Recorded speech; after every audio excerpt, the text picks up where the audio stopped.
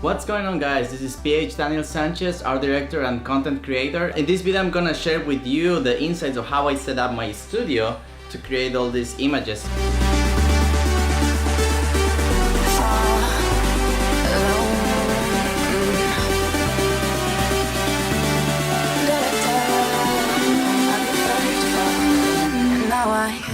So as you can see, I don't have as much space here in my studio, but one of the things that I learned is that you don't need as much space to get like really creative results. The first thing that you need to focus is having the right lighting setups. 90% of the work in photography is lighting.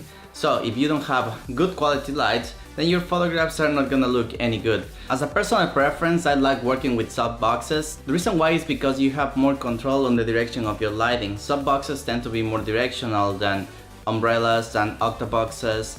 I don't like when light starts to spread all over the place and you don't have any control. The other thing as far as lighting that you can notice here in my setup is that I have a rim light. I really don't mind using bare lights for a rim light because the whole purpose is just to add that really nice outline that adds separation between the subject and the background.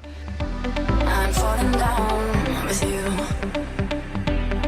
Every second feels so good. Oh, but I prefer to fall alone. You said you would believe in us, but there was something captured in my head. In this photo shoot, I still had my old Nikon D750 set I'm a Sony user right now. So for this photo shoot, I had my Nikon D750 with a 24-70mm Tamron lens. This is my favorite lens. I use it like 80% of the time. The other 20% is when I'm doing headshots, and I use an 85mm lens for these purposes. In order to avoid distortion created from your lens, you need to work with lenses that are 85mm and above. I also love playing with props. Props could be anything that bring more character to your portrait. I had this really interesting scarf that I bought when I went to Colombia on vacation, and it really looked amazing on him, so we decided to go with that look.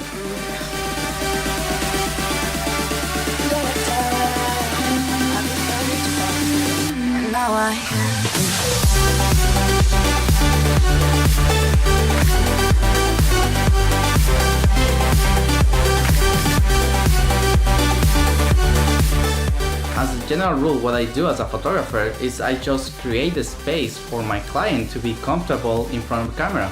The first thing you should do is you should nail the lighting setup, and then everything else should be like just an interaction with your client.